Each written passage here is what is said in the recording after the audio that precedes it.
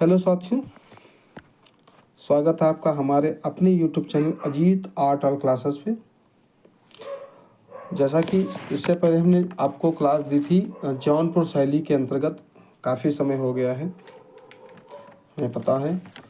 थोड़ा सा समय का अभाव हुआ है, यूनिवर्सिटी की थोड़ा सा काम था हमारे पास और थोड़ा कॉलेज के काम के चक्कर में, समय के अभाव के चक्कर में बहुत सारी परिस्थितियाँ ऐसी थी जिसके चक्कर में आप लोगों को हम क्लास नहीं दे पाए हैं। उसके लिए आपसे क्षमा प्रार्थी हम चाहते हैं।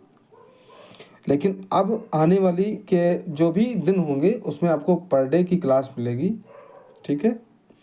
आपको लेट में क्लास मिल सकती है 9-10 बजे, लेकिन आपको क्लास पर डे मिलेगी। तो अब आप लोग तैयारी स्टार्ट कर दीजिए क्योंकि परीक्षाएं आपकी मई में हैं, कन्फर्म है। तो जल्दी से जल्दी आपका हम कोर्स पूरा कराने की कोशिश कर रहे हैं। तो आइए हम देखते हैं आज की जो हम क्लास लेकर के आए हैं वो आपका नए चैप्टर और नई शैली के साथ आए हैं, जिसका नाम है दक्षिणी शैली और जिसका समय है 16वीं से 19वीं शताब्दी, ठीक है। आपको स्क्रीन पे दिख रहा होगा दक्षिणी शैली 16वीं से 19वीं सती सती का मतलब शताब्दी है। और इससे पहले हमने आपको जौनपुर शैली हमने पढ़ाया था, सारी जानकारी दे दी थी। आप लोग एक बार क्लास जा कर के विजिट कर सकते हैं उस पर और देख सकते हैं, सारी चीज़ें आपको हम वहाँ पे बता चुके हैं, हर चीज़ का जानकारी दे चुके हैं। तो आइए हम दक्षिणी शैली के अंतर्गत जो भी चीज़ें हैं उसके अंतर्गत जानते हैं क्या क्या यहाँ पे हुआ है और कैसे इसकी स्थापना हुई, कौन से यहाँ पे शासक रहे। तो एक एक करके जानते हैं। तो यहाँ पे सबसे पहले जो आपका है यहाँ पे 1 मिनट, यहाँ पे सबसे पहले जो हुआ है शासक हमारा, नंबर 1 पे पॉइंट देखते हैं। लिखा हुआ है यहाँ प्रदेश उत्तर व दक्षिण में नर्मदा व तुंगभद्रा नदियों से घिरा था, ठीक है। यह प्रदेश जो है उत्तर व दक्षिण में नर्मदा व तुंगभद्रा नदियों से घिरा था। तो नदी जरूर याद रखिएगा कि ये जो प्रदेश था उत्तर और दक्षिण में। और एक चीज़ और बताएंगे, जब मैप आप बनाइएगा कभी भी तो हमेशा जो होता है दक्षिण नीचे रहता है और उत्तर ऊपर रहता है, ठीक है। तो उत्तर और दक्षिण में जो है तुंगभद्रा और नर्मदा नदी से ये घिरा हुआ था ये क्षेत्र दक्षिणी शैली का, ठीक है। दूसरा पॉइंट जो लिखा गया है इसमें है, इसमें लिखा गया है इस क्षेत्र पर बहमनी सुल्तानों का अधिकार था। यहाँ पे जो क्षेत्र था यानी कि जो उत्तर और दक्षिण का जो क्षेत्र था यहाँ पर बहमनी सुल्तानों का अधिकार। उस समय क्या हुआ था कि जानते हो सभी लोग, सल्तनत काल के समय में मुस्लिम आक्रामक और मुस्लिम साम्राज्य का ज़्यादातर स्थापत्य था, ठीक है। तो उस समय जो बहमनी साम्राज्य था यानी बहमनी सुल्तान थे, उन समय उस शासक वहाँ पे कार्य कर रहे थे दक्षिणी शैली के अंतर्गत। आइए तीसरा नंबर हम देखते हैं पॉइंट क्या लिखा गया है। लिखा गया है बहमनी साम्राज्य की स्थापना। अब यहाँ पे ये पॉइंट आपको बहुत ही ज़्यादा इम्पोर्टेंट है, जो आपका बहुत ही क्वेश्चन आ भी जाता है, 2-3 बार पूछा भी गया है, बहमनी साम्राज्य की स्थापना कब हुई है। तो यहाँ पे लिखा गया है कि बहमनी साम्राज्य की स्थापना 1347 ईस्वी में हसन गंगू ने की थी। इतना ज़रूर याद रखिएगा आप लोग, क्योंकि होता ये है कि कभी कभी वहाँ का सन पूछ लिया जाता है बहमनी साम्राज्य का या दक्षिणी शैली के अंतर्गत बहमनी साम्राज्य का स्थापत्य यानी स्थापना वर्ष, या तो पूछ लिया जाता है शासक का। तो दोनों चीज़ याद रखिएगा। यहाँ पे जो साम्राज्य की स्थापना हुई थी वो 1347 ईस्वी, और नहीं याद हो रहा तो ऐसा रखो कि देश आज़ाद हुआ था उससे 2 साल पहले की यहाँ पे स्थापना हुई थी, ठीक है। ठीक, जब भी ये देश आज़ाद हुआ हमारा, तो देश आज़ाद होने के पहले पहले उससे पहले का जो है कई साल पहले का जो 47 याद रखिएगा, ठीक, 1947 याद रखिए। और उससे पहले का 4 साल पहले याद रखिए कि 4-5 साल पहले का 47 में ये भी आपका जो है ये सन आपका जो है स्थापित हुआ था, ठीक है। ये आपका बहमनी साम्राज्य की स्थापना वर्ष है। और अगर यहाँ का साम्राज्य के शासक का नाम आता है तो कोई पड़ोसी आपका हो, कोई किसी को नाम रख लीजिए, किसी का नाम रख लीजिए, हसन गंगू। तो यहाँ का हसन गंगू था, कोई हंसने वाला इंसान हो या कोई गंगू नाम का हो, उसके ऊपर उसका नाम निर्धारण कर लीजिए। तो याद करने की जो उसको जब भी देखेंगे तो आपको क्या रहेगा कि नाम याद रहेगा कि यहाँ की 1347 यानी कि आज से 6 साल पहले कि पहले आपका देश आज़ाद होने से पहले यहाँ की इस साम्राज्य की स्थापना हुई थी और यहाँ का हसन गंगू साम्राज्य काल का एक शासक था। ठीक है, उसके आगे लिखा गया या अलाउद्दीन हसन गंगू के नाम से गद्दी पर बैठा। ठीक है, इसका पूरा नाम जो था या अलाउद्दीन हसन गंगू के नाम से गद्दी पर बैठा हुआ था। ठीक है, तो ये तीसरा पॉइंट में आपको क्लियर कर दिया, हर एक चीज़ आपको क्लियरिटी बता दिए। ये मत सोचिएगा कहीं आपको कन्फ्यूजन होने की कोई ज़रूरत नहीं है, और तब भी नहीं याद हो तो आप कमेंट बॉक्स में कमेंट करिएगा, हम आपको एक नई ट्रिक बताएंगे। ठीक है, कि हमने अब देखो 1947 में आपका देश आज़ाद हुआ, 1347 में आपको बहमनी साम्राज्य की स्थापना हुई। तो इतना याद तो रख ही सकते हो भाई, 6 साल पहले की स्थापना वर्ष जो है वो बहमनी साम्राज्य की स्थापना हुई थी। सेम वर्ष है 47 और सेम सेंचुरी है। तो सेम सेंचुरी का मतलब ये है कि 1900 है तो 6 घटा दीजिए, 13 रख लीजिए, वो 19 हो गया, 6 3 9। तो इतना तो याद ही रख सकते हैं आप लोग हैं। तो इतना याद रखिएगा कि 47 में बहमनी साम्राज्य की स्थापना हुई, वहाँ का हसन गंगू या पड़ोसी कोई रख लीजिए नाम, हसन गंगू किसी का नाम रख ली, अपने पड़ोसी रिश्तेदार किसी का नाम। ठीक है, तो इस पॉइंट को जरूर याद रखें 30 नंबर, क्योंकि ये बहुत ही आता है, इसलिए हम आपको इतने सारे एग्जाम्पल बता रहे हैं। ठीक है, बाकी कोई इसका मतलब नहीं है। अब आइए हम देखते हैं चौथा नंबर पॉइंट लिखा गया है, बहमनी साम्राज्य के अंत के बाद यह 5 राज्यों में विभाजित हुआ।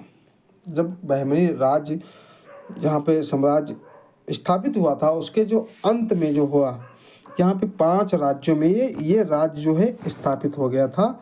और कौन कौन से राज्य यहाँ पे स्थापित हुए इसके जो बहमनी साम्राज्य के अंत में, तो आइए हम देखते हैं। नंबर 1 पे लिखा है 1489 यानी 1489 समथिंग, 1 साल कम यानी 1490। ठीक है, 1489 यानी कि 1489 बीजापुर ये तो राज्य हुआ। उसी के नीचे आगे लिखा गया है वंश, यहाँ पे वंश चल रहा था आदिल शाही, और यहाँ का जो शासक था उसका नाम था यूसुफ आदिल शाह। अच्छा, एक चीज़ और बताते हैं आप लोगों को, जो आपके दक्षिणी शैली के अंतर्गत जो भी राज्य थे वो ज़्यादातर उनके शासक के नाम पर ही राज्य थे, ये याद रखिएगा। शासक के नाम याद कर लीजिएगा और वहाँ के जो वंश थे वो उन्हीं के नाम पे ही थे। ठीक है, शासक का यदि नाम है, जैसे नाम है यहाँ पे 1489 में बीजापुर आदिल शाही वंश था, और नाम है यूसुफ आदिल शाह, तो मतलब है आदिल शाह अगर वहाँ के शासक हैं तो वंश भी आदिल शाही ही होगा। ठीक है, उसी के आगे देखते हैं 1490 में दूसरे नंबर पर लिखा गया। तो 1490 में क्या हुआ, अहमदनगर निजाम शाही, यहाँ पे वंश जो था निजाम शाही और राज्य जो था अहमदनगर है, और यहाँ के जो थे शासक वो मलिक अहमद। अब ये राज्य का नाम दे दिया गया इनका अहमदनगर, ना कि वंश का।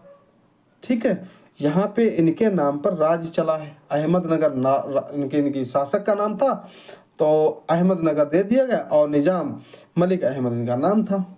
ठीक है, तो याद रखिएगा कि या तो उसके शासक का नाम होगा, या तो उसके वंश का नाम होगा, या तो उसके राज्य का, तीनों का एक कॉम्बिनेशन जरूर कहीं ना कहीं मिलेगा आपको इस दक्षिणी शैली के अंतर्गत। और ज़्यादातर आप लोग जानते हो कि मुस्लिम के क्षेत्र में जो भी कोई अगर शासक होता है तो उस समय क्या था कि अपने नाम पर ज़्यादातर क्षेत्र का, वंश का या अपने गद्दी का नाम रखता जरूर था।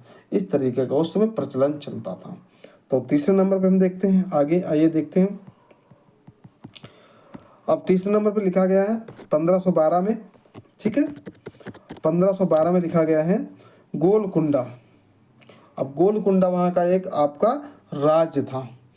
ठीक है, और यहाँ के जो वंश जो था वो कुतुब शाही था। अब आप लोगों को नाम बताने की जरूरत नहीं है, आप लोग शायद समझ गए होंगे। कुतुब शाही अगर है तो कुली कुतुब शाह यहाँ के क्या थे, शासक थे, उन्हीं के नाम पे इस वंश का नाम रखा गया। ठीक है, तो अब हम देखते हैं चौथे नंबर पे क्या लिखा गया है, 1490, जिसका राज्य का नाम है बरार और जहाँ का वंश जो है इमाद शाही है। ये अच्छा एक यूनिक नाम है। यहाँ पे जो है, अब ये जो चौथा पांचवा नाम बता रहे हैं इसको ध्यान से सुनिएगा। अभी हम बता रहे हैं, उसके आगे हम बताएंगे क्यों नाम रखा गया है बरार बीदर, उसको हम बताते हैं। तो ये जो चौथा नाम रखा गया 1490, बरार इमाद शाही, फतेह उल्लाह इमादत खां हैं यहाँ के शासक। कहने का मतलब ये है कि बरार जो यहाँ का है, यहाँ के जो वंश था इसका नाम इमाद शाही था और यहाँ के जो शासक थे फतेह उल्लाह इमादत खां थे। ये वंश बहुत ही छोटा था, यानी कि बहुत ही राज्य छोटा था। ठीक है, इसलिए किसी अन्य राज्य में मिला लिया गया। और किस राज्य में मिला लिया गया ये हम आपको आगे चल के बताएंगे। अभी आप लोग कंफ्यूज हो जाओगे तो थोड़ा आप लोग समझ लीजिए। ठीक है, पांचवें नंबर पे लिखा गया उसी तरीके से 1526 1526 पे बीदर, यहाँ का जो शासक वंश था वो बरीद शाही था और यहाँ का जो शासक था वो अमीर अली बरीद था। अब भाई ज़्यादातर हमने बताया है कि ज़्यादातर मुस्लिम धर्म के जो भी शासक थे वो ज़्यादातर अपने नाम पर वंश का नाम या तो शासक या तो राज का नाम रखते थे। तो बरीद शाही यहाँ पे शासक थे, तो उन्हीं के नाम पर इसका वंश का नाम रखा गया। ठीक है, यहाँ तक तो बात होगी आपकी कि जो आपके बहमनी साम्राज्य के अंत के बाद जो यहाँ 5 राज्यों में जो खंड विभाजित हुआ उसके हमने नाम बता दिए हैं, शासक के नाम बता दिए, वंश के नाम बता दिए और राज्य और सन बता दिए। आगे का नाम जो होगा उसके बाद हम देखते हैं। अब यहाँ पे नंबर 5 पे लिखा गया है ऐतिहासिक दृष्टि से। ठीक है, नंबर 5 पे देखिए, स्क्रीन पे दिख रहा होगा, ऐतिहासिक दृष्टि से केवल बीजापुर, गोलकुंडा व अहमदनगर ही चित्रकला के लिए विशेष महत्व रखते हैं, क्योंकि बरार व बीदर को क्रमशः, अब यहाँ पे समझने का पॉइंट है नंबर 5, ये याद रखिएगा। हम फिर से एक बार रिपीट कर रहे हैं, सुन लीजिए। ऐतिहासिक दृष्टि से केवल बीजापुर, गोलकुंडा व अहमदनगर, ठीक है, ये 3 आपके जो 1489, 1490, 1512, गोलकुंडा, अहमदनगर, बीजापुर, इन 3 राज्यों के जो नाम हैं ये बहुत ही मुख्यतः हैं। ये चित्रकला के विशेष महत्व रखते हैं, क्योंकि बरार व बीदर को क्रमशः, बरार को किसने मिला लिया, अहमदनगर ने। हम बता था अभी कि 2 क्षेत्र बहुत छोटे छोटे थे, तो बरार ने क्या किया, अहमदनगर को अपने अंतर्गत मिला लिया और बीजापुर को अपने राज्य में बीदर ने मिला लिया। तो ऐसे याद है, बीजापुर को बीदर को बीजापुर ने मिला लिया और बरार को किसने मिला लिया, अहमदनगर ने। तो बरार पहले आता है, बरार अहमदनगर, और बीजापुर को बीदर को मिला लिया। तो याद करने की कोई कन्फ्यूजन है ही नहीं। तो बीजापुर को बीदर को मिला लिया और अहमदनगर ने आपको बरार ने मिला लिया। ठीक है, ये आपके जो हैं जो क्षेत्र थे ये छोटे छोटे थे, उसके अंतर्गत आपको मिला लिए गए, उसी के अंतर्गत इसका कार्य भार संभाला गया। वहाँ के शासकों ने उसके अपना कंप्रोमाइज कर लिया और आपसी मतभेद मेल हो करके वहाँ की सारी राज्यसभा को समझा करके वहाँ पे काम होता रहा। ठीक है, अब आगे का जो एक नंबर 1 पॉइंट आपका हमने बताया था कि जो अहमदनगर है, यहाँ पे सबसे पहले आपका जो है हम नाम लेंगे तो अहमदनगर का, क्योंकि बहुत ही इम्पोर्टेंट आपका शहर है। अब इसी की आज हम चर्चा करेंगे। ठीक है, इसके अंतर्गत सारी चीज़ें आती हैं। ठीक है, तो आज हम सिर्फ अहमदनगर की कुछ चीज़ें बताएंगे। ठीक है, तो देखिए हम देखते हैं नंबर 1 पॉइंट पर लिखा अहमदनगर। उसके अंदर पहला पॉइंट लिखा गया, अहमदनगर की स्थापना मलिक अहमद ने 1490 ईस्वी में की थी। हमने बता चुके हैं इससे पहले भी। 1490 में अहमदनगर की स्थापना निजाम शाही वंश था, उसमें मलिक अहमद ने इसकी वंश के शासक थे। लेकिन यहाँ पे हम एक एक विस्तार करके आपको बताएंगे जिससे कि आपको कन्फ्यूजन ना हो। तो अहमदनगर की स्थापना जो हुई थी वो मलिक अहमद ने 1490 ईस्वी में की थी। और दूसरा पॉइंट जो है लिखा गया है, हुसैन निजाम शाह का पुत्र मुर्तजा अत्यंत कला प्रेमी था, बहुत ही ज़्यादा कला का प्रेमी था। अब आप लोग सोच रहे होंगे कि हुसैन निजाम शाह है कौन, तो हम बता दें, हुसैन निजाम शाह का जो पुत्र था मुर्तजा। अब हम आप लोगों को बाद में बताएंगे, इस चीज़ को कंफ्यूज हो जाओगे। अभी इतना याद रखिएगा कि ये अत्यंत कला प्रेमी था, नहीं तो आप कंफ्यूज हो जाओगे थोड़ा। आगे हम बढ़ के बताएंगे किसका कौन पुत्र था। तीसरे पॉइंट पे लिखा गया है, इसने अपने ही राज्यकाल में लगभग 1565 से 1569 के बीच अपने ही पिता की प्रशंसा में तारीफ हुसैन शाही काव्य ग्रंथ की चित्रित करवाए। ठीक है, कम से कम अपने 1500 शासनकाल में बहुत सारे हुसैन शाही ग्रंथ, मतलब बहुत सारे ऐसे ग्रंथ जिसमें चित्रकारी के साथ साथ लिखावट भी हुई है, ठीक है, और खाने की जानकारी भी दी गई, कैसे क्या होता है, वो सारी चीज़ें चित्रित करवाई हैं। चौथा नंबर पॉइंट पे लिखा गया है, इस ग्रंथ में 12 चित्र हैं जिसमें अधिकांश युद्ध दृश्यों से संबंधित हैं। हाँ, ये तो ज़रूर संबंधित बताएंगे कि ये जो ग्रंथ आपने इन्होंने करवाया, इसमें ज़्यादातर युद्धों से संबंधित चित्र दर्शित करे गए हैं कि कैसे युद्ध का रणनीति बनाई जाए, कैसे इसको दर्शाया जाए कि जिससे कि हम युद्ध को किसी दुश्मन से जीत सकें। ठीक है, तो 12 चित्र ऐसे हैं जिसमें अधिकांश युद्धों के दृश्य संबंधित हैं। 5वां नंबर पर लिखा गया है, 1591 से 1595 के बीच यहाँ पर रागमाला संबंधित अनेक चित्र बने, जिसमें 1591 का हिंडोला राग चित्र अत्यंत प्रसिद्ध है। देखिए, कहने का मतलब ये है कि हमारी जो सभ्यता है चित्रकला से अंतर्गत युद्धों से उतना मतलब नहीं है, क्योंकि इतिहास हमारा बहुत बड़ा है, सभी लोग जानते हो।